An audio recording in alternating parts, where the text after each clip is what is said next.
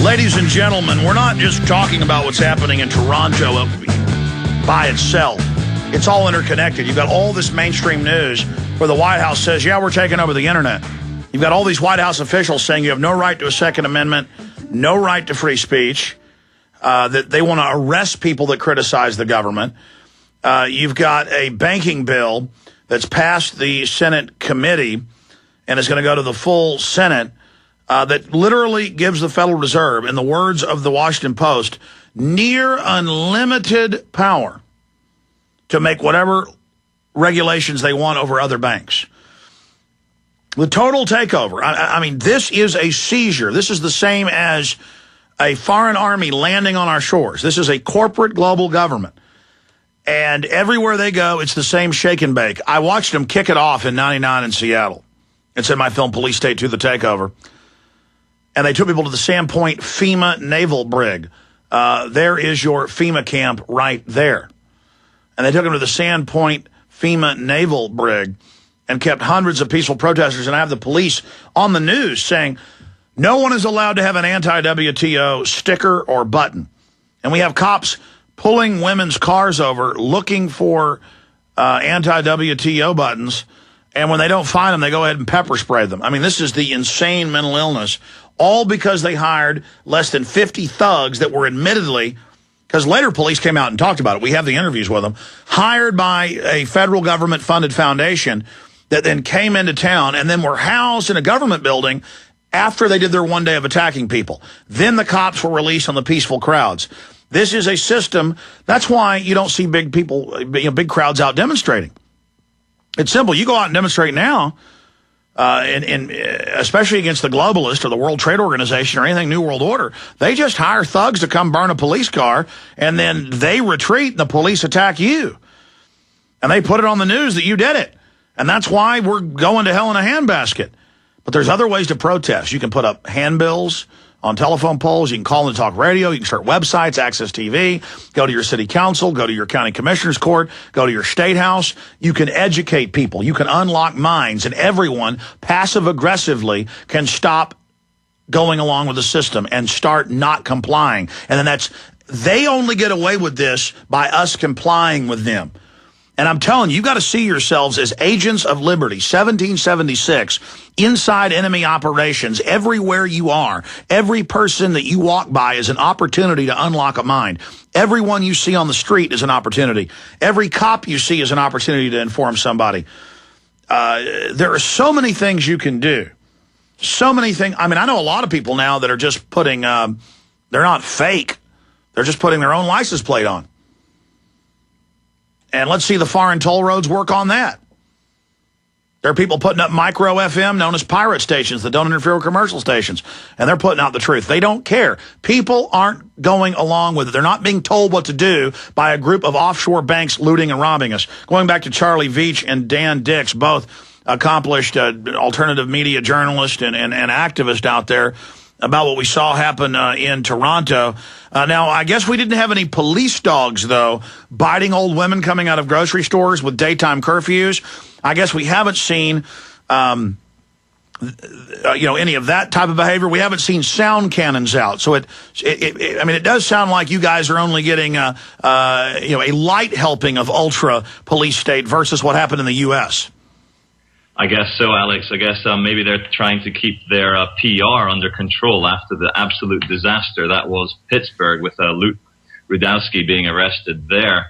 You mentioned a few segments ago about CNN talking about seizures happening from vaccines. Well, interestingly enough, we're now seeing in Toronto the mainstream media is turning on the government and turning against the police because a few CTV reporters were rounded up, hogtied, thrown into a bus in the pouring rain, and taken to Guantanamo Bay as well, on the outskirts of Toronto. So, as you see in America, the viewership for the mainstream media is collapsing, and now in Canada, we're seeing the corporate-controlled media turn against their masters. So it's a beautiful thing. And CTV reported in one of their articles, in fact, you guys printed it for me, but I can't find it. We printed it again. Actually, Rob Dew brought it in. At the end of the article, they talk about how it appeared the police did nothing to stop the people burning the cars. So they're kind of beginning to start investigating what really happened there. Yeah, it seems to be a big turning point, but I guess all these events are big turning points. But we need to speak out to the good people who might be working alongside the G20 puppet masters or in the police. Why are the good people not speaking out? What are they scared of? Why are they under this control? Well, they feel like they're the winners. They feel like they're on the winning team. And even if they lean towards liberty a little bit, they still think it's safer to sit on the sideline. No, things are too dark. Things are getting too serious, folks. We're entering a very dangerous time. All of you need to do whatever you can, whether it's getting information out. If you're a police officer, you know about a unit of police that was assigned to help these private contractor anarchists come in. Just like they used an anarchist to start World War I or an anarchist to bomb Wall Street. That was the bankers doing that. An anarchist is just an agent of chaos so the system can come in. I don't mean an anarchist in its true sense. I mean these people calling themselves anarchists are normally just communist youth brigade people brought in by foundations. Absolutely, Alex. I like to call myself a philosophical anarchist. I believe in the true ideals of anarchism against big government. But these black bloc children, most of them were very young. They were just there. Oh, we're here to commit crime. We're here to just smash things up. They're just idiots. And I wish I was able to confront some of them. But strangely enough, the police didn't let us get anywhere near them because they were protecting them. So that's the way these things go. Well, that's how they got caught in Denver. That's how they got caught in Seattle and in Canada 2.5 years ago in Montebello, for those that want to look it up, was that they would then slip behind the police lines and be protected, because I myself for 10 years and many others since then have been pointing out, follow the anarchists, follow them. 9 times out of 10, they're going to end up going to a police substation. Find them, and it's a devastating blow against the New World Order.